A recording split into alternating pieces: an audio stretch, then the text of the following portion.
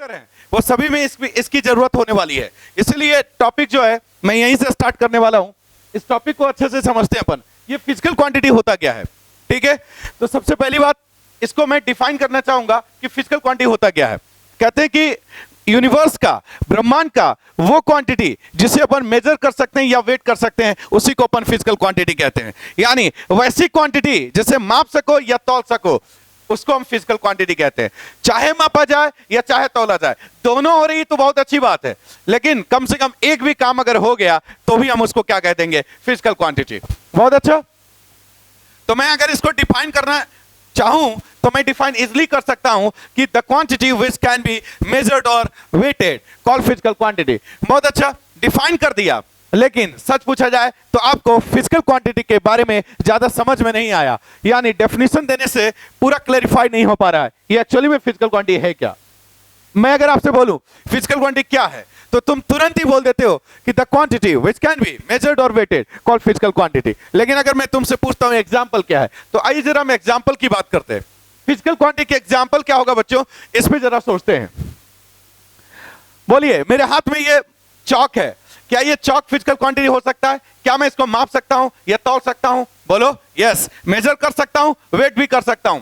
अच्छा, तो क्या मैं इसको एक एग्जांपल के तौर पे रख सकता हूं? ठीक है, रखना चाहिए, क्या बुराई है इसमें, है ना। चॉक कैन बी मेजर्ड और चॉक कैन बी वेटेड, है ना। तो चॉक को हम एक एग्जांपल के तौर पे रख लेना चाहिए। अगर मैं बात करूं इस बोर्ड की, तो बोर्ड को भी मेजर कर सकता हूं और वेट कर सकता हूं, इसलिए मेरे को बोर्ड को भी रखना चाहिए एक एग्जांपल में। ठीक बात है, तो बोर्ड को भी रख दिया फिजिकल क्वांटिटी के एक एग्जांपल में। अगर मैं कहता हूं वाटर, पानी, तो पानी को भी माप सकता हूं और तौल सकता हूं, है ना। तो पानी को भी अपन एक फिजिकल क्वांटिटी के एग्जांपल में डाल सकते हैं। बहुत अच्छा। अगर मैंने बोला फिजिकल क्वांटिटी क्या है, तो तूने बोला कि the quantity which can be measured और वेटेड कॉल्ड फिजिकल क्वांटिटी। और मैंने पूछा एग्जांपल बता दो, तो तूने बोला चॉक, बोर्ड, वाटर। जैसे तुम ये एग्जांपल बोलते हो वैसे मैं बोलता हूं भाग जाओ, दोबारा अपनी शक्ल मत दिखाना, ये फिजिकल क्वांटिटी नहीं है। तुमने बोला क्या बात कर रहे हो सर, ये फिजिकल क्वांटिटी है ही नहीं। अच्छा, ये फिजिकल क्वांटिटी क्यों नहीं होगा, इसमें क्या बुराई है? मैंने बोला इसलिए क्योंकि इसको मेजर और वेट नहीं कर सकते, इसलिए फिजिकल क्वांटिटी नहीं है। तुम्हें और भी इस बात को सुनकर झटका लगा होगा, कैसी कैसी बात कर रहे हो। आप कहते हो कि इसको मेजर और वेट ही नहीं कर सकते, इसमें क्या बुराई है भाई? इसको मैं मेजर और वेट आराम से कर सकता हूं, इसमें कोई दिक्कत नहीं है। चॉक को मेजर कर सकता हूं, वेट कर सकता हूं, बोर्ड को मेजर और वेट कर सकता हूं, वाटर को मेजर और वेट कर सकता हूं, इसमें कोई बुराई नहीं है, इसको होना चाहिए फिजिकल क्वांटिटी। लेकिन मैंने बोला ये फिजिकल क्वांटिटी का एग्जाम्पल नहीं है। प्रॉब्लम क्या है? लेकिन आपकी बात ये समझ में थोड़ा आनी है, आपके गले से नीचे नहीं उतरने की इस बात को। मैं तो मानने के लिए तैयार ही नहीं हूं। आप बोलोगे मैं नहीं मान रहा सर, ये फिजिकल क्वांटिटी होगा क्योंकि इसकी मेजरमेंट और वेट हो सकती है और होती है, लेकिन मैं कहूंगा ये फिजिकल क्वांटिटी नहीं है। चल मैं तेरा सपोर्ट कर रहा हूं, थोड़ी समय तक मैं तेरा सपोर्ट कर रहा हूं कि ये फिजिकल क्वांटिटी है, मैं तुम्हारा सपोर्ट कर रहा हूं, ठीक। चलो एक बात बता, अगर चॉक को मेजर किया जा सकता है बच्चों, तो chalk is equal to, have you any answer? क्या तेरे पास कोई आंसर है? चॉक इज इक्वल टू, कुछ लिख सकते हैं क्या हम लोग? नहीं लिख सकते। क्या लिख देगा यार? Chalk is equal to 5 metre, ये क्या मतलब हुई? Chalk is equal to 5 kilogram नहीं लिख सकते। We can not write anything. Chalk is equal to, board is equal to कुछ भी नहीं लिख सकता, वाटर इज इक्वल टू कुछ भी नहीं लिख सकते। अरे अगर आप इसको मेजर या वेट कर रहे हो तो इसका दिस इज इक्वल टू कुछ तो आंसर होगा। अगर इसकी बाकी में मेजरमेंट या वेट होती तो इसका कुछ तो आंसर होता है, दिस इज इक्वल टू। तेरे पास कोई आंसर नहीं है। क्यों नहीं आंसर? क्योंकि इसका बाकी में मेजरमेंट और वेट होता ही नहीं है, इसलिए हमारे पास कोई आंसर नहीं है। अच्छा, तो फिर अगर इनकी मेजरमेंट होती नहीं है, वेट होती नहीं इनकी, तो फिर मेजरमेंट वेट होता किनका? फिर फिजिकल क्वांटिटी है कौन? अगर मैं आपसे पूछता कि चॉक की लेंथ बता दे कितनी है, तो तुम तुरंत स्केल निकालते बोलते सर इतना सेंटीमीटर। तो बता, चॉक की लेंथ मेजर हुई या चॉक मेजर हुई? जल्दी बोल, चॉक या लेंथ? लेंथ। ओहो, यानी लेंथ हो गई physical quantity, chalk is not physical quantity. अगर मैं पूछता चॉक सिलिंड्रिकल है, चॉक की डायमीटर बता दे, तो तू तुरंत बोलता अच्छा डायमीटर है फिजिकल क्वांटिटी भाई। तो diameter can be calculated. Diameter chalk की हो या सिलेंडर की हो या किसी भी सर्कल की हो, अरे डायमीटर तो किसी का भी हो जाए, डायमीटर से मतलब है बस। तो डायमीटर कैलकुलेट होता है, तो डायमीटर हो गया फिजिकल क्वांटिटी। बहुत अच्छा। अगर मैंने बोला कि चौक की वॉल्यूम क्या है, चौक की लेंथ क्या है, वॉल्यूम कैन बी मेजर्ड। मैं बोलूं चौक की डेंसिटी क्या है, मास क्या है, अरे मास तो सब में होता है, किसी में कम किसी में ज्यादा, तो चौक में भी मास होगा, मास मेजर होगा, डायमीटर होगा, वॉल्यूम होगा, लेंथ होगा, ये सभी चीज मेजर होगा। चौक की मैं बोलूं वेलोसिटी क्या है, तो वेलोसिटी मेजर हो जाएगी चौक की। That's why velocity is a physical quantity. Chalk is not a physical quantity. Chalk तो एक बॉडी का नाम है बस, chalk इस फॉर्मेट का नाम है, ये सिस्टम है chalk, है ना। Chalk is not a physical quantity. अच्छा बताओ, और अगर मैं बात करूं बोर्ड की, तो क्या बोर्ड होगा फिजिकल क्वांटिटी? बोलो, अब तो ट्रस्ट हो रहा होगा। अच्छा, बोर्ड तो एक बॉडी का नाम है, board is not a physical quantity. तो बोर्ड में क्या क्या हो सकता है बच्चों फिजिकल क्वांटिटी? बोल, बोर्ड का क्या क्या होगा, जल्दी बोल।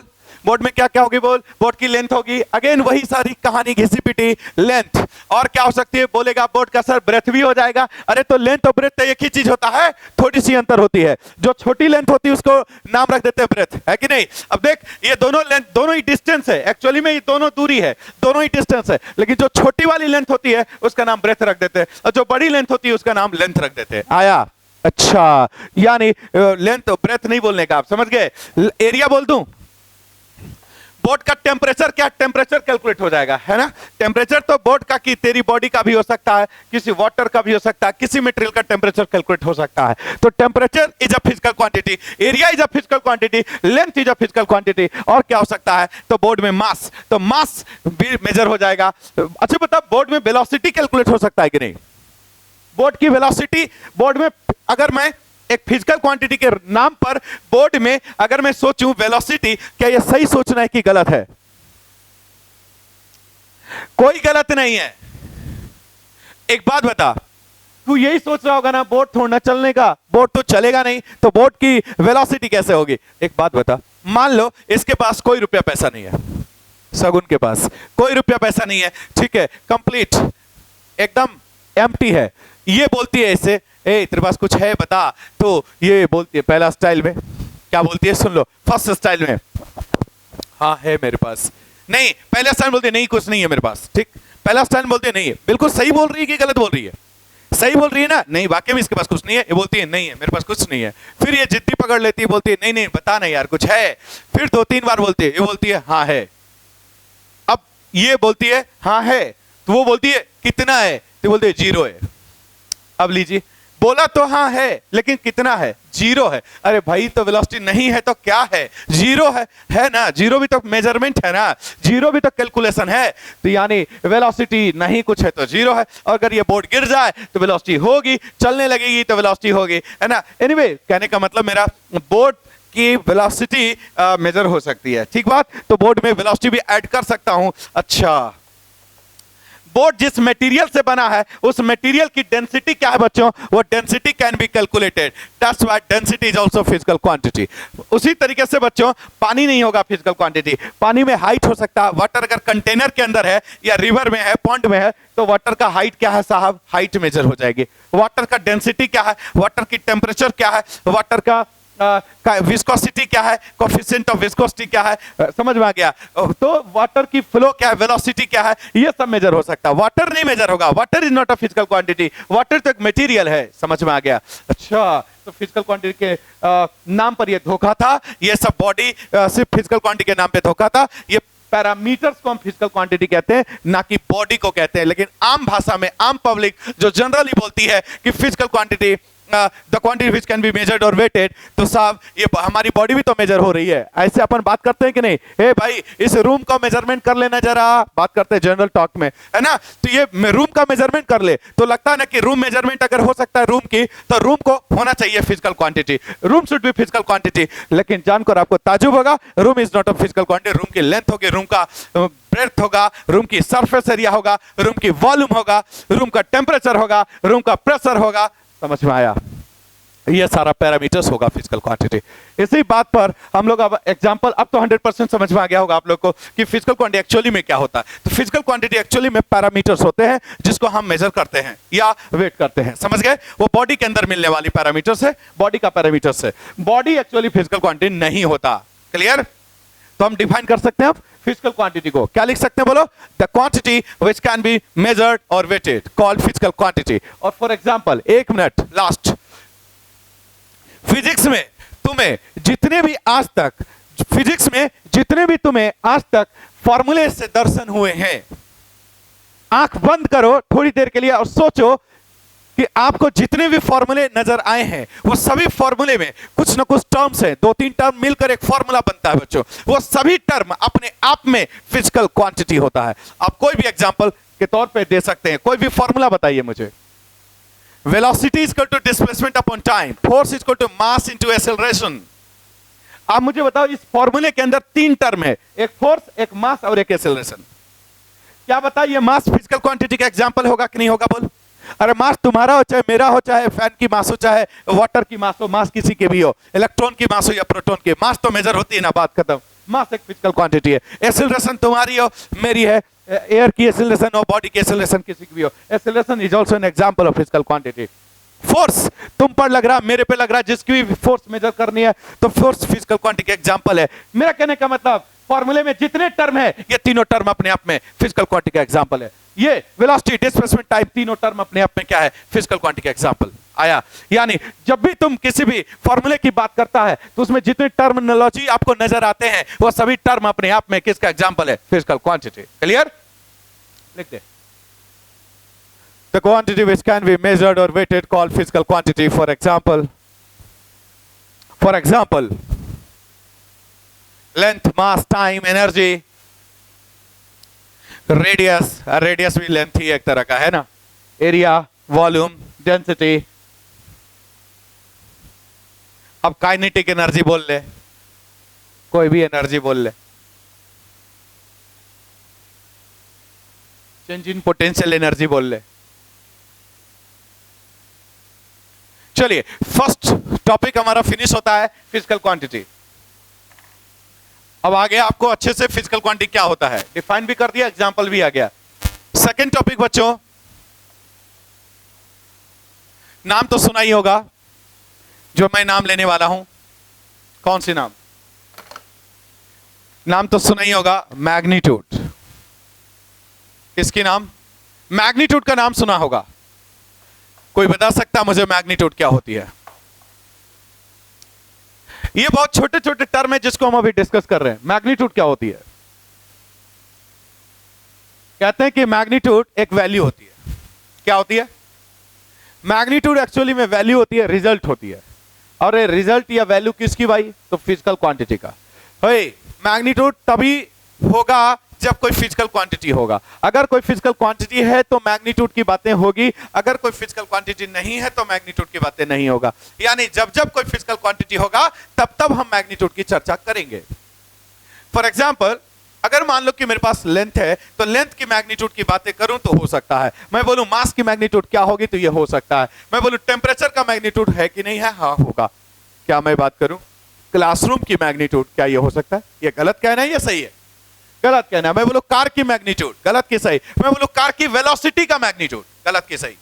सही। अच्छा, यानी मैग्नीट्यूड हमेशा फिजिकल क्वांटिटी का होता है। लेकिन क्या होता है, फिजिकल क्वांटिटी की जो वैल्यू आती है ना मेजर करने के बाद या वेट करने के बाद, उसी वैल्यू को हम मैग्नीट्यूड कहते हैं। तो हम थोड़ी दूसरे स्टाइल में बोल सकते हैं कि magnitude is nothing, it is only value. अच्छा, वैल्यू किसकी? फिजिकल क्वांटिटी का। यानी हम कह सकते हैं एग्जांपल के तौर पे length is equal to 5 metre. तो यहां पर जो 5 मीटर है बच्चों, ये मैग्नीट्यूड हो गया किसकी? लेंथ का। एक चीज और दिखाना चाहता हूं मैं आपको, लिखने से पहले जरा सुन लीजिए अच्छे से। ये बच्चों नंबर है और ये यूनिट है, तो नंबर और यूनिट दोनों मिलकर क्या बनता है? मैग्नीट्यूड। ये नंबर है और ये यूनिट है। For example, force is equal to 6 newton. तो आप बोलिए फोर्स किसी बॉडी पर लग रहा था और उस फोर्स की वैल्यू आई 6 न्यूटन। तो वैल्यू में कई लोग समझते हैं कि नंबर जो है वही मैग्नीट्यूड है ना। मास्टर यही पढ़ा देता है कि 6 मैग्नीट्यूड है, लेकिन नंबर और यूनिट मिलाकर कंप्लीट वैल्यू डिसाइड होगा ना। अगर मैं कहता हूं कि मेरी हाइट 6 है, अब ये हाइट इज इक्वल टू 6, क्या ये मीनिंगलेस है या मीनिंगफुल है? मीनिंगलेस। यानी हाइट की वैल्यू 6 है, ये कंप्लीट आंसर नहीं देता है। अगर मैं कहता हूं मेरी हाइट 6 फीट है, नंबर के साथ यूनिट भी बोलता हूं, तो एक मेजरमेंट का मीनिंग बनता है। अच्छा, यानी मैग्नीट्यूड हमेशा नंबर यूनिट मिलने के बाद ही बनेगा। ठीक बात है बच्चों। अच्छा, इसी तरीके से velocity is equal to 2 metre per second. तो ये 2 नंबर है और मीटर पर सेकेंड यूनिट है। ये अगेन नंबर यूनिट, समझ रहे हो? ये कंप्लीट मैग्नीट्यूड का लाएगा। ये 2 मीटर पर सेकेंड मैग्नीट्यूड किसकी होगी? वेलोसिटी का। ठीक, तो अगर तेरे से कोई पूछे कि मैग्नीट्यूड क्या होती है, तो आप समझा सकते हो magnitude it is value of a physical quantity in the form of NU, in the form of NU. NU मतलब नंबर यूनिट के फॉर्म में, क्लियर, लिखा जा सकता है magnitude. It is value of physical quantity in the form of NU. It is value of physical quantity. अरे ये value ही तो है, बट किसकी वैल्यू है बच्चों? फिजिकल क्वांटिटी की वैल्यू है। किसके फॉर्म में बोलो? नंबर यूनिट के फॉर्म में, एनयू फॉर्म में। It is value of physical quantity in the form of NU. For example ऐसे लिखना, फॉर एग्जाम्पल ऐसे मत लिखना। फॉर एग्जाम्पल मुझे मैग्नीट्यूड की एग्जाम्पल देनी है ना, तो फॉर एग्जाम्पल क्या लिख सकते हैं? 5 metre is magnitude, 5 metre is magnitude, magnitude of किसकी? Of length, of length. Example, 6 Newton is magnitude of force. 2 litre, litre पता है किसकी यूनिट है? वॉल्यूम का। किसकी? वॉल्यूम का। तो 2 litre is magnitude of volume. आया? ठीक है, क्लियर? तो ये मैग्नीट्यूड क्या होती है बोलो?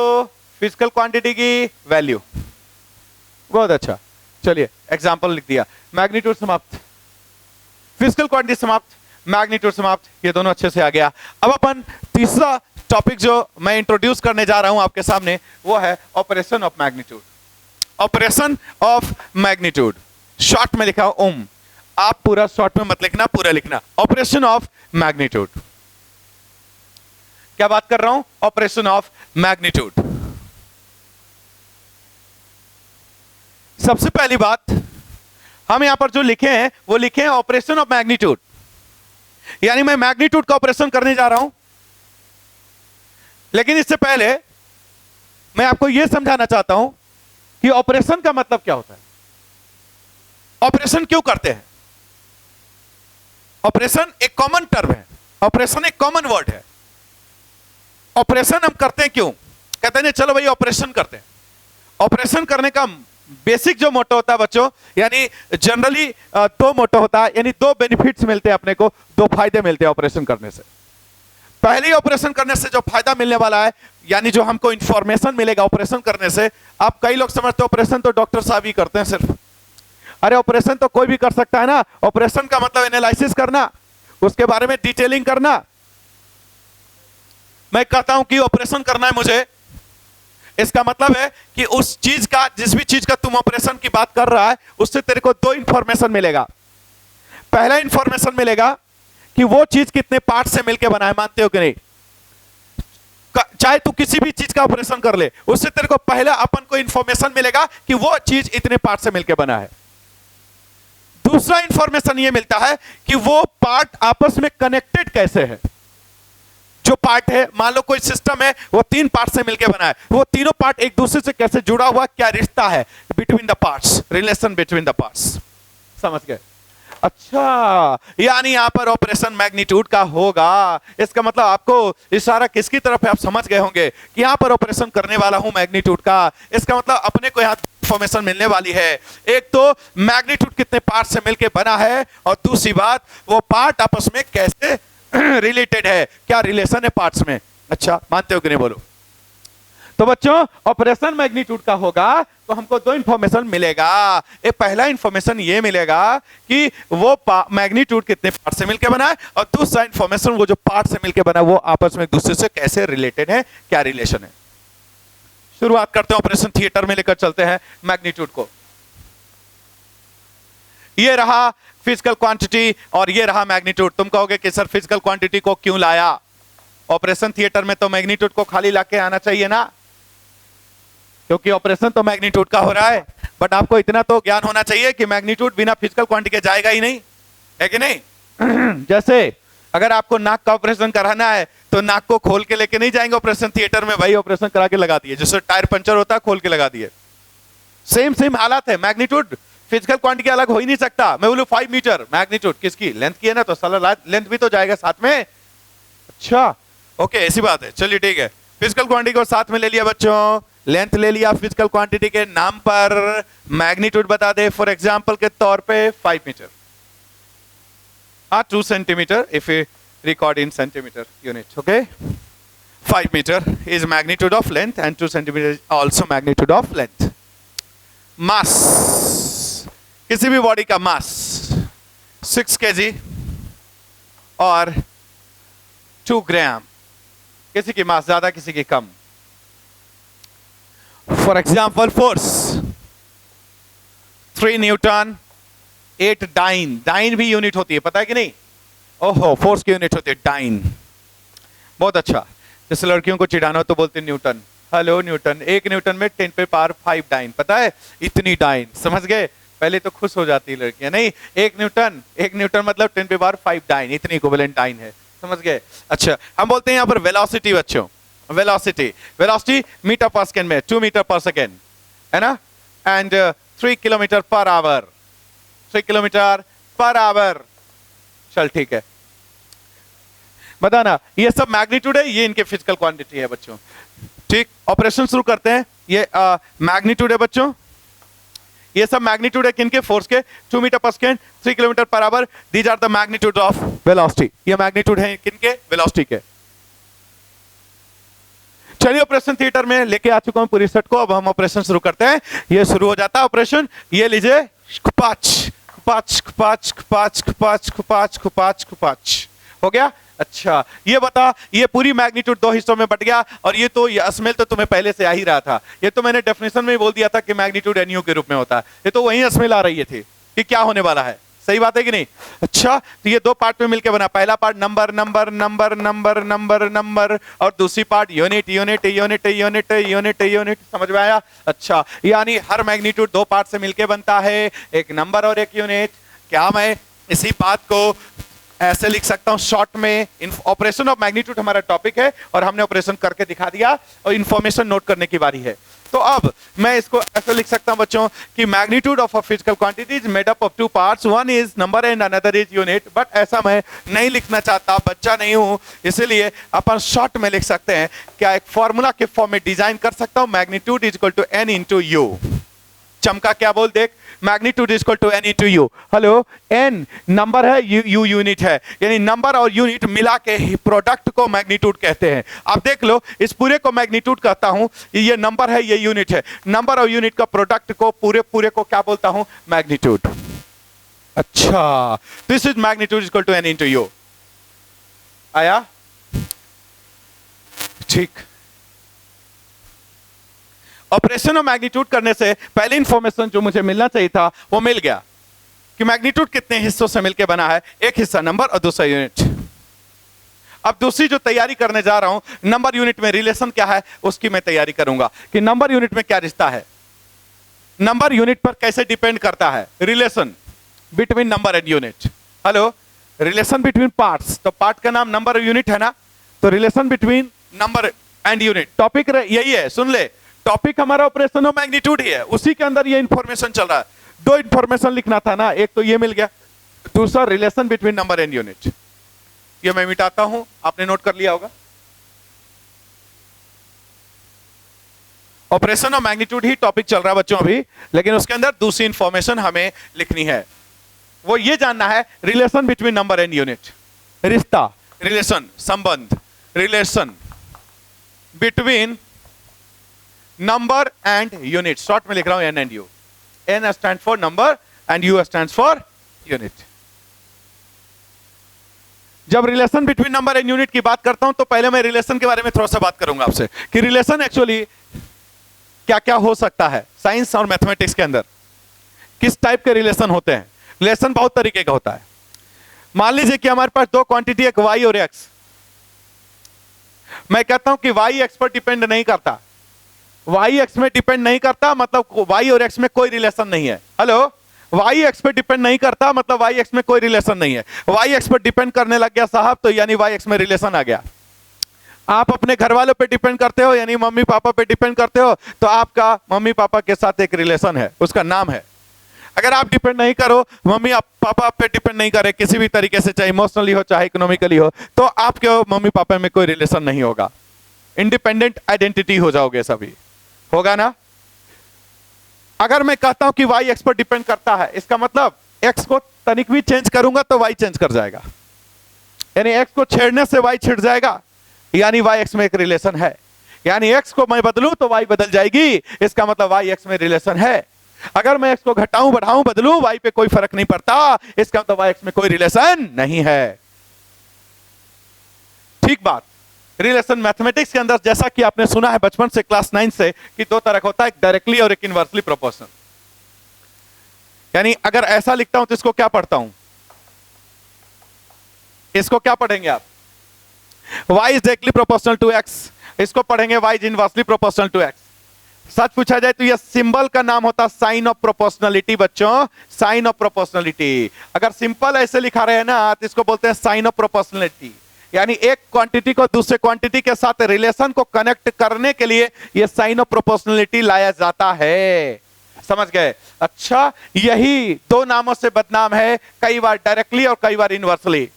अगर क्वांटिटी इनवर्स में आ जाएगा रेसिप्रोकल में तो इनवर्सली नाम से बोलूंगा, और अगर सीधा सीधी रहेगा ऊपर ऊपर तो क्या बोलते हैं, डायरेक्टली प्रोपोर्शनल। जैसा कि आप यहां देखिए, यहां पर क्या पढ़ेंगे आप, पूरा पढ़िए, y is directly proportional to x, और यहां पर क्या पढ़ेंगे, y is inversely proportional to x। बहुत अच्छा।